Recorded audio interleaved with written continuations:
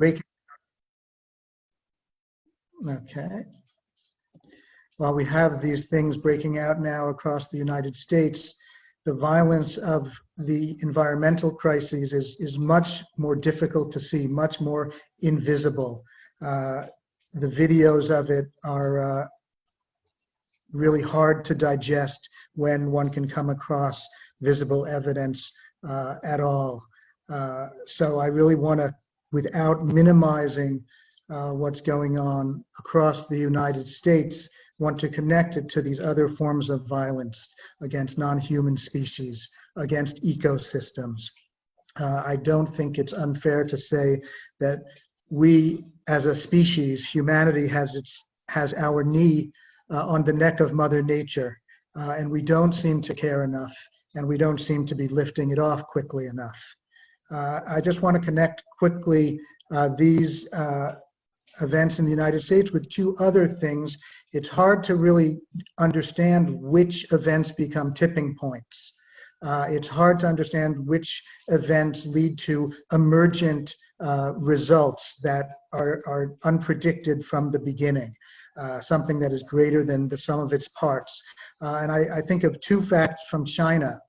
The first is that the coronavirus pandemic and the shutdown in China has led China to abandon its growth goals. It had hoped to grow the economy by 6%. It has given up that goal because of the consequences, social, economic, political, of the pandemic. Giving up that goal is actually a huge boon environmentally, potentially at least. And again, it's something that we could hardly have expected, that one of the world's greatest economies would give up its growth goals. Those growth goals, not just in China, but throughout the world, the obsession with enlarging GDP, gross national product, every year, GNP, is part of the problem. So the fact that this disease and its spread has led the world's second largest economy to give up growth goals is quite stunning. At the same time, I read, I think yesterday, that air pollution in China is already back up to pre-pandemic levels.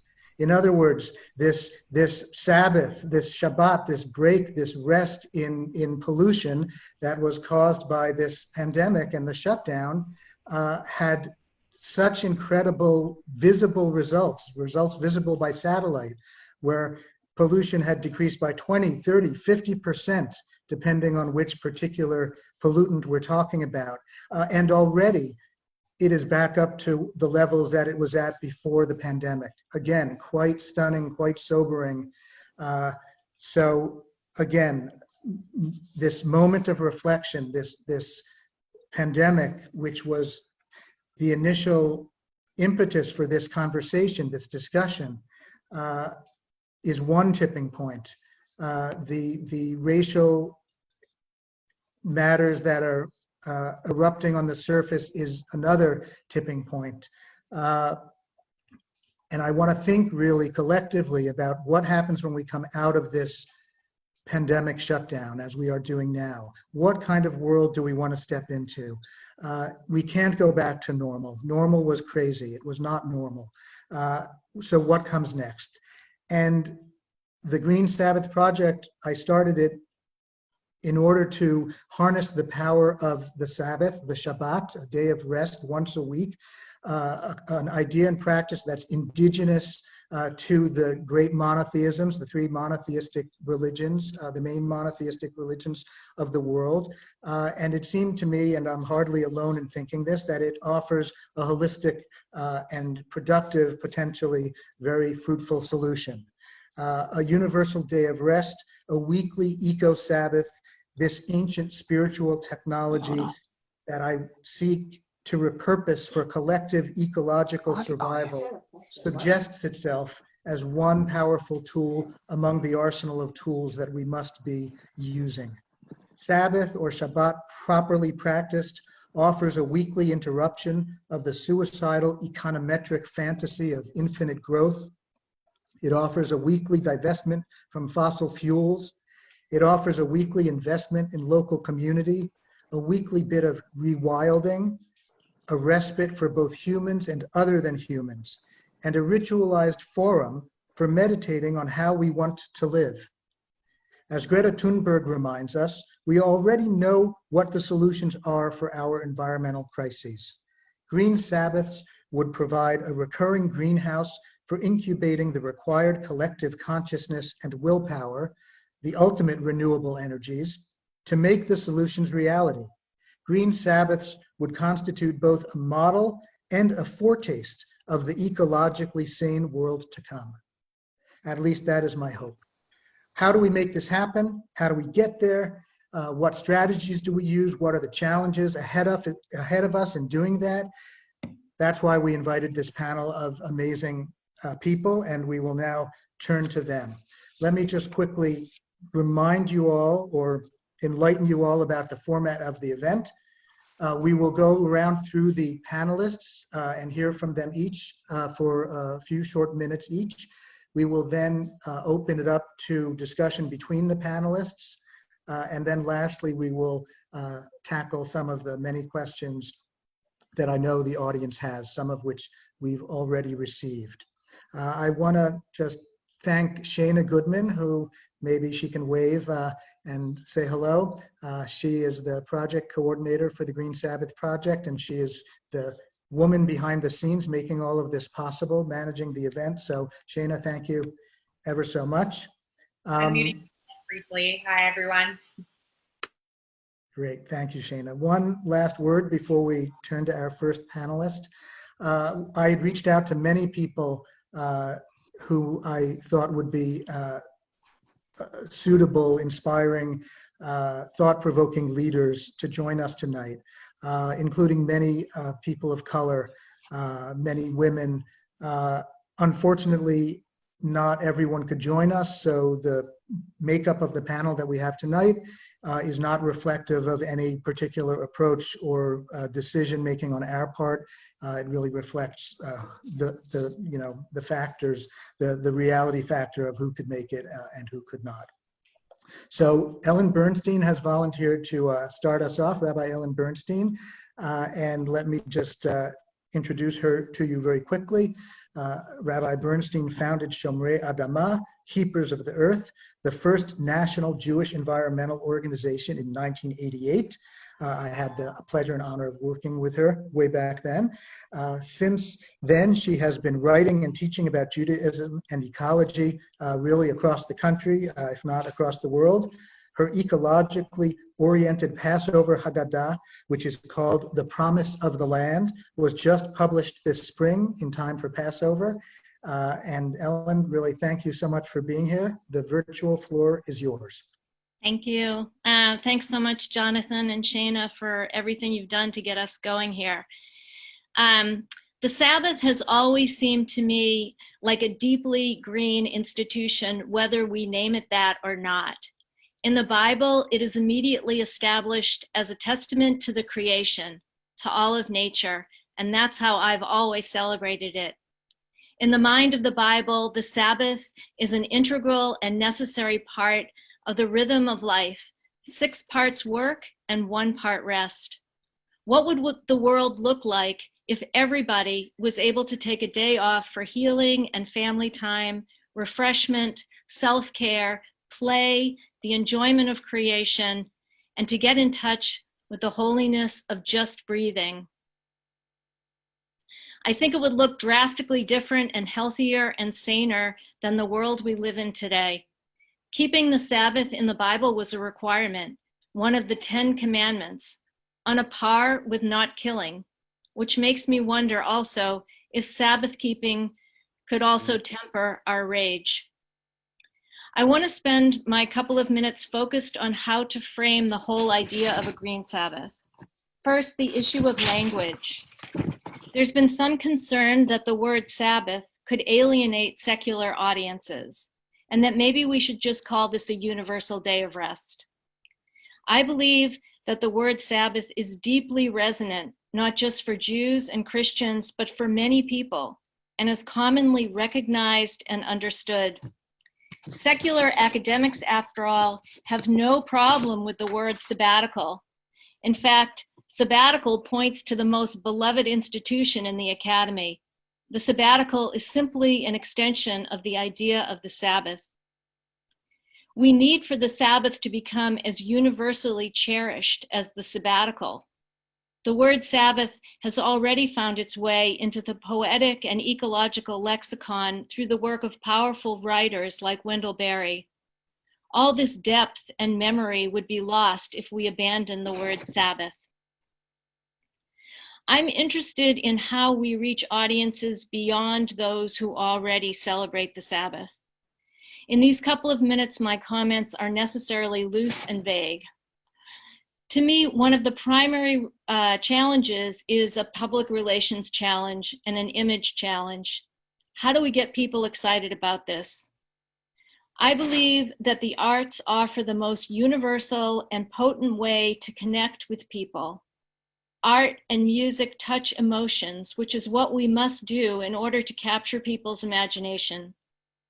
I envision a large campaign engaging artists, musicians, composers, and dancers to generate works of art that develop the meaning and the message of the Sabbath in order to pique people's curiosity about what Sabbath honoring might mean for them. I imagine engaging with well-known and beloved nature and spirituality writers who may want to explore the place where nature and culture meet in a practice of the Sabbath, and hopefully to write about the idea of the Green Sabbath. We need op-eds and stories in the New York Times and the Atlantic and everywhere else for that matter. I imagine partnering with groups who are already doing related work on the intersection of nature, culture, and spirituality, retreat centers like the Omega Institute, the Chautauqua Institution, and Kripalu, colleges like the Naropa Institute, and communities like Emergence Magazine and the radio program On Being. I also want to offer a couple of organizational models to also help launch a conversation. These both involve food, since in the Jewish world, we all know that food is a primary inducement in bringing people together. The organization One Table, a Shabbat or Sabbath dinner program for millennials in the Jewish community, promotes the Sabbath as, quote, the most ancient wellness ritual, end quote, by providing funds for people in their 20s and 30s to host non-prescriptive Friday night dinners in their homes for their peers. The organization trains people how to host, provides educational materials and support for engaging people in a kind of universal practice of the Sabbath, and serves as a matchmaking agent to connect individuals to appropriate dinners in their locale. The program has been running for about 5 years, has served over 100,000 people, and is highly successful. While the program is focused on Friday night dinners only, it serves as an invitation to make the Sabbath a regular part of the lives of participants. Half of the guests credit One Table with their newfound interest in making the Sabbath a regular part of their lives. Another model on a similar theme is the Sikh practice of langar, where volunteers come together to prepare large vegetarian meals for potentially thousands of people. Everyone eats together, sitting on the floor, heads covered and feet bare, emphasizing that everyone is equal and part of one world community, one earth community. I imagine something like this could serve as a centerpiece for a Green Sabbath. Let me close by saying that while I think there are numerous public relations and organizational challenges to developing a universal Green Sabbath, I think these challenges are challenges worth pursuing, and I'd love to be involved. Thank you. Thank you so much, Ellen, Rabbi Ellen. Delightful. I hope all of the panelists will send their notes to us afterwards. I'll remind you, but Ellen, thank you. Great way to start us off. Very thoughtful and thought-provoking. Shantha, are you willing to step up now? Yeah, thank you. Okay, great. Let me So, introduce you quickly, okay. if that's okay. Shantha Reddy Alonso, who you see right before us now, has served as Executive Director of Creation Justice Ministries since 2015.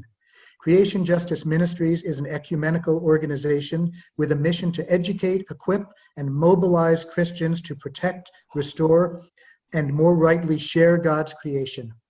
Based on the priorities of its members with special concern for the most vulnerable, Creation Justice Ministries fosters eco-justice transformations in people of faith.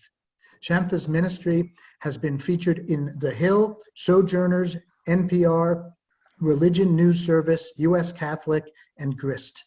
Shantha, welcome. Thank you so much.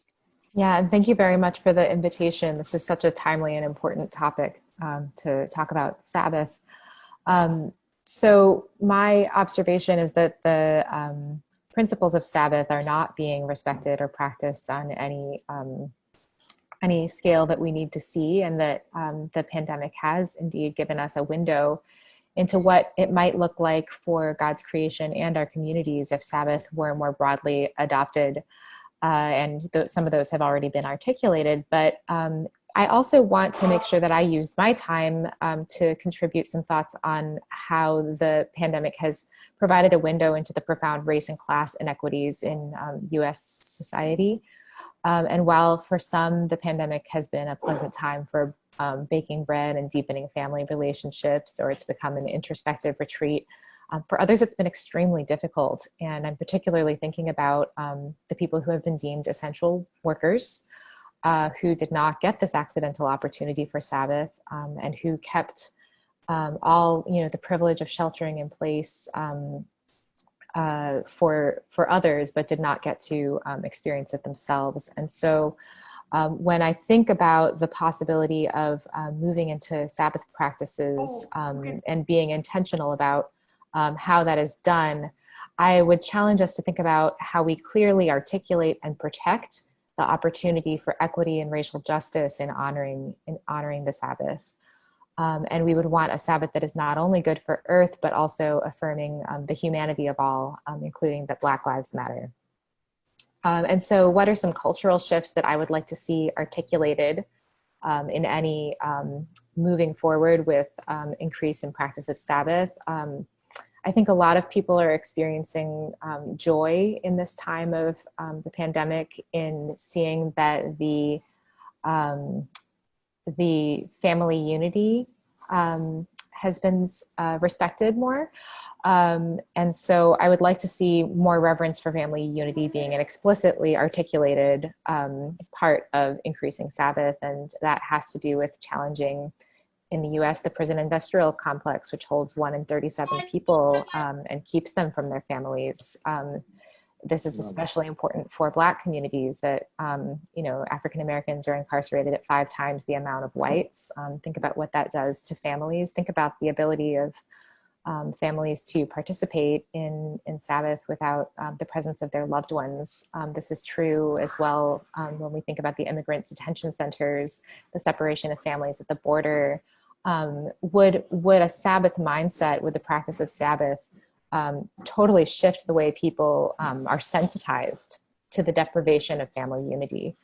That's something that I'd like to look at closely. I also think that the modern economy, as has been well articulated already, it requires many families to hold on multiple jobs.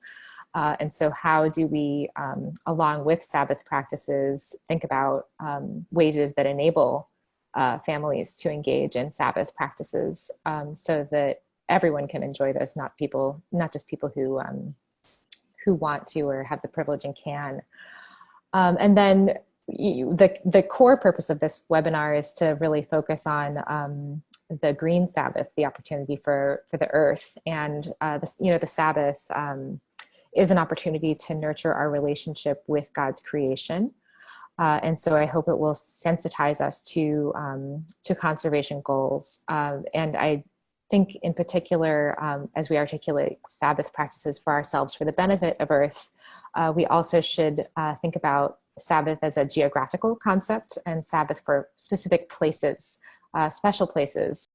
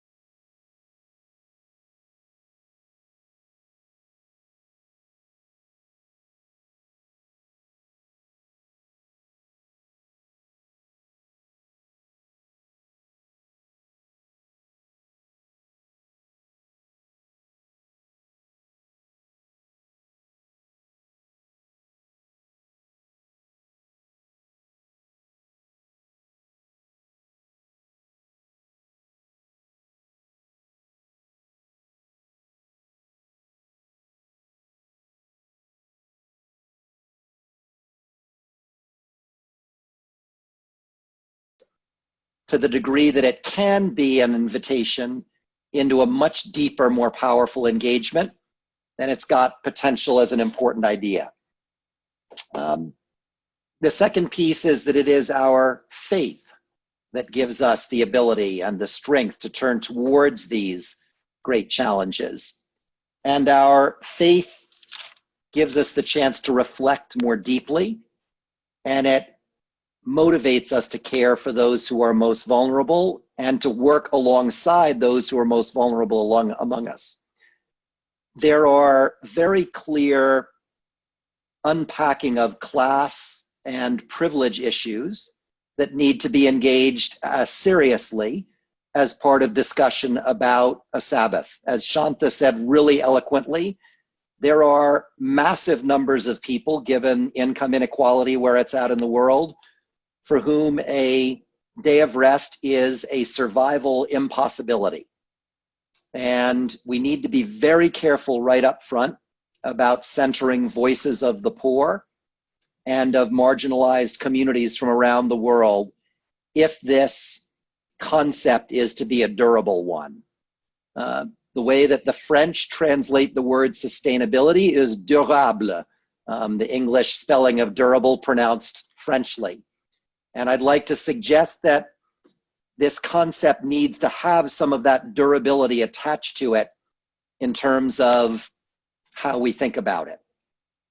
I think a third piece is that the way that we solve the huge problems that we've got is by finding ways to come together more rather than moving apart more.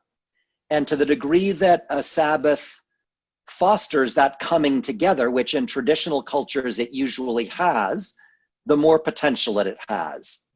To the degree that a Sabbath is taken as in the individualistic manner of quote unquote developed cultures, then I think it has problems attached to it that are not necessarily going to help solve the problem.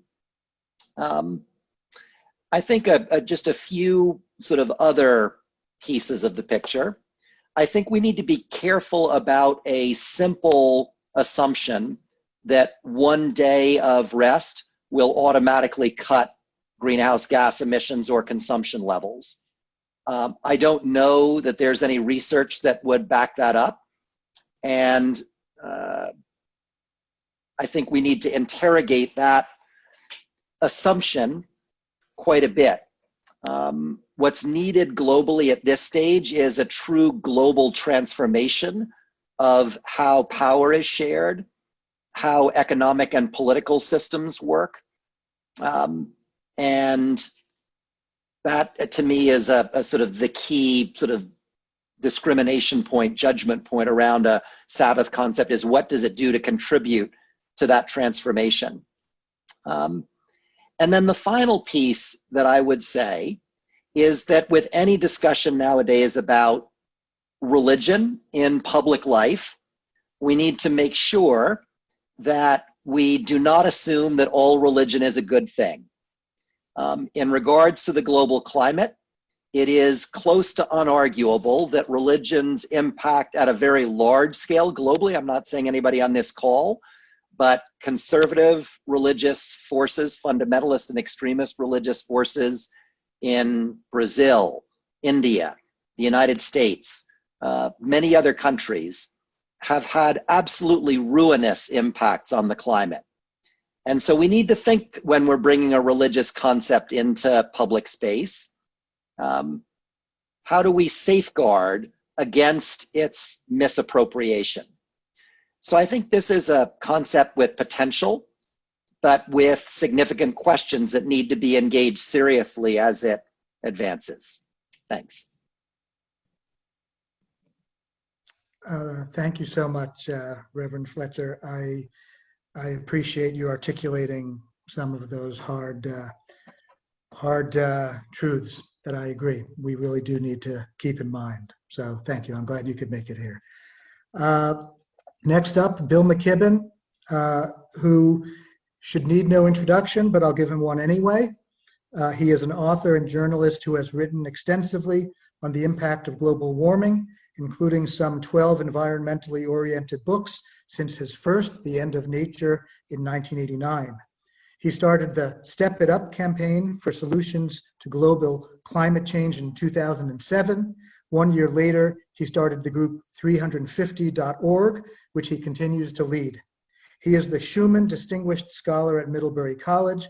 McKibben was awarded the Gandhi Peace Award in 2013. Foreign Policy magazine named him to its inaugural list of the 100 most important global thinkers in 2009. In 2014, he was awarded the Right Livelihood Award for mobilizing growing popular support in the United States and around the world for strong action to counter the threat of global climate change. Bill, an honor to have you here. There you are. Please, it's all yours.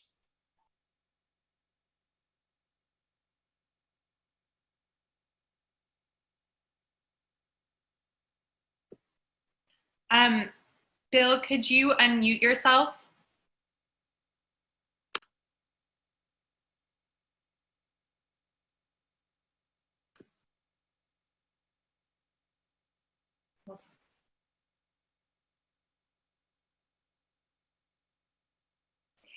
One second, I'm going to try to unmute you.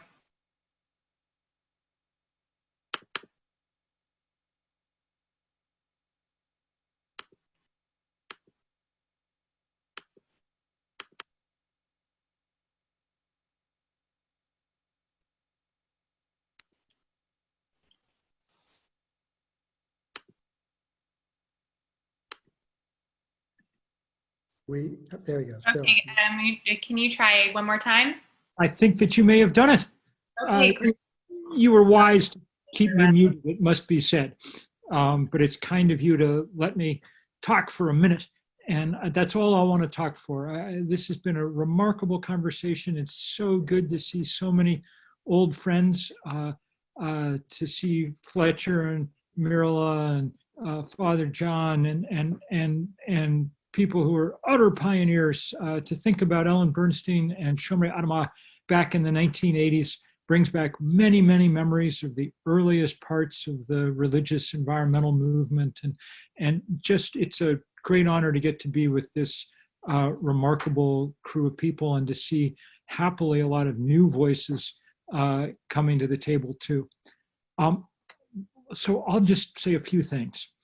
One is, when I think about the Sabbath, and I'm not much of a theologian, I'm just a Methodist Sunday school teacher, so that you get what you pay for in this world. But the when I think about it, one of the things I think about is breath, ruach, the chance to sit and catch your breath, and that's an idea that should be very much on our minds right now, right this week. I can't breathe is what happens when a police officer kneels on your neck. It's what happens when there's a coal-fired power plant in your neighborhood. It's what happens when police brutality is such a regular fact of life that your cortisol and stress levels are through the roof. It's what happens when the temperature gets to 118 degrees.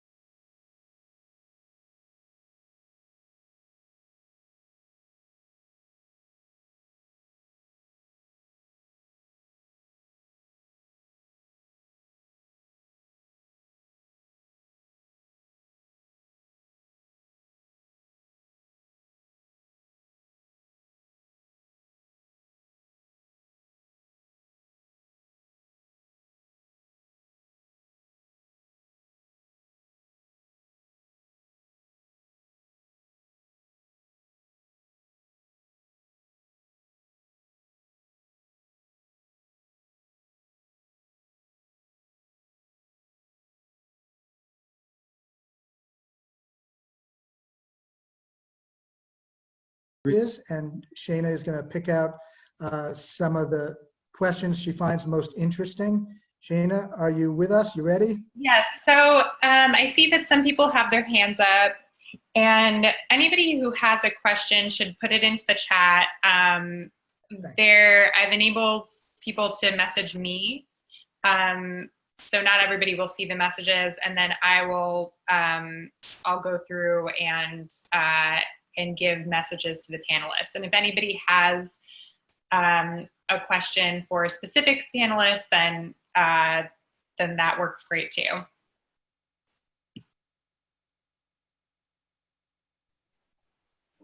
Okay, so Shana, you want to pick a first question? I'm just going to start looking through these. Okay, So good. somebody has a question for Fletcher Harper. Who is defined as a fundamentalist or extremist?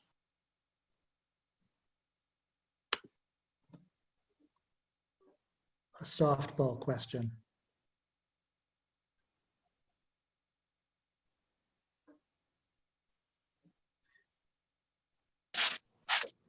Can you hear me? Yes. In many places, there are large percentages of the religious population that describe themselves as fundamentalists. And I mean, in the US, a significant percentage of the conservative Christian movement self-describes as fundamentalist. In India, you have Hindu nationalists who self-identify in that kind of way. In Brazil, you have large portions of the Christian population that self-identify as Pentecostal fundamentalists. So, I mean, there's a self-described dimension to it. I mean, from a climate perspective, what we see is a pattern of religious groups, very often culturally and politically conservative, and very often with ties to extractive industries, who actively oppose various forms of environmental and human rights and gender and racial protections and sexual identity, gender identity protections. So I mean, that broad rubric actually, if one looks at it, helps identify groups that we would characterize in that kind of way. I think the challenge around this topic in religious communities is that religious communities often tiptoe around, or moderate to progressive religious communities often tiptoe around this question because it's either seen as unseemly, or there's a somewhat vain hope of engaging deeply conservative religious groups around these topics, which just hasn't proven fruitful over the last 25 years. So I think, you know, from our perspective, it's very important to talk about this and to challenge the very notion of religion as an important force when there is such an incredibly wide diversity of ways in which religion manifests globally. Okay, thank you. Yeah, I think these are, you know, real and complicated issues. I mean, one specific example, taking Nigel's sort of good practice of a story, one of the largest floats 2 years ago in the carnival parades in Brazil was a fundamentalist Christian float that was reenacting over and over and over again a panorama of missionaries converting indigenous peoples from the Amazon to Christianity. So, you know, broad daylight, it was not hidden. So, I mean, I think these are, you know, that's a far more powerful religious force in a number of geographies than the religious communities with which I would guess many of us are affiliated and associated. Yeah, look, again, I think it's hard as someone who sees myself as religious in one definition or another. I see it all the time. It's very difficult to both be within that community, within your faith community, and also to be able to be critical at the same time, to be able to see things for what they are, or to learn from other disciplines, to learn from other traditions. Openness and again, a kind of desire for the sacredness, the truth of what one has been given or told is a challenge. It's a challenge. I wonder if any of you would be interested in taking up that question, which I think is related and very apt. If you see the chats, if you see the comments, again,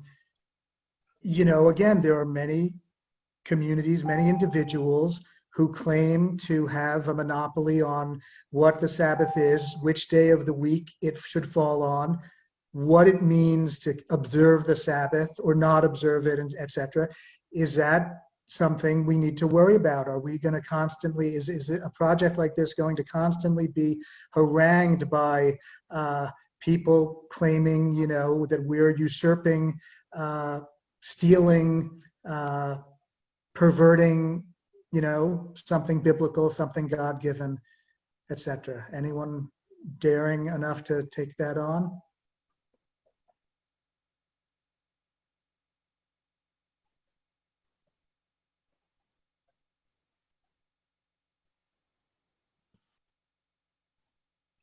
If any of the panelists would like to take that on, then message me, please. And if not, then Shana, you want to pick a second question? Sure.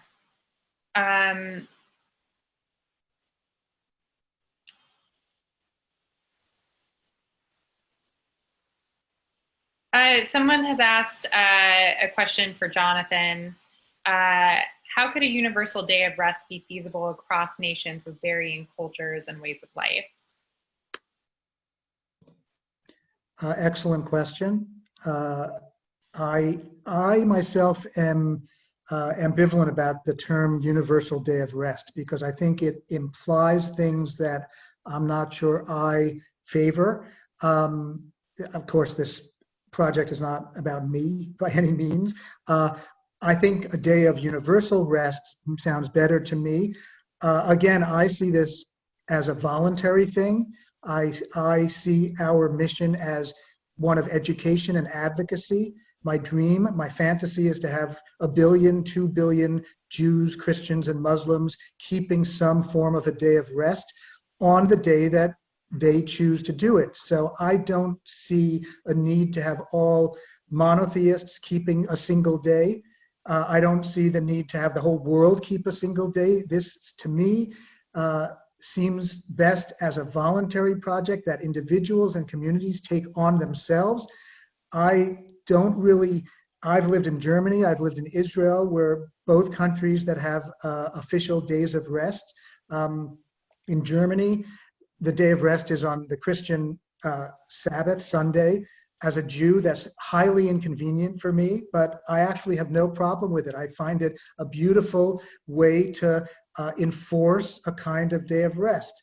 The German model is not total, right? So sporting events happen, restaurants are open, emergency essential businesses are open. That's one model. In Israel, the model is a little bit more total. In many Israeli cities, absolutely everything is shut down. Public transportation, no stores are allowed to open. There too, it is obviously highly inconvenient for many people, and especially for communities that are not Jewish, for instance, since in Israel, the day of rest is Saturday, right? Friday night to Saturday night. So I personally sympathize with an official day of rest. I don't have an issue with it, but I can see that it would be incredibly divisive, constitutionally unacceptable in the United States. So I have no interest in pushing for a law mandating a single day of rest for everyone. But on the other hand, let's say, 50% of Christians kept Sunday as a real day of rest, in whatever fashion, really abstaining from impacting the environment in the United States. Let's say, 70%, 50% of Jews and Seventh-day Adventists keep Saturday as a day of rest. 50% of Muslims keep Friday as a day of rest. I don't know, would the consequences be so terrible?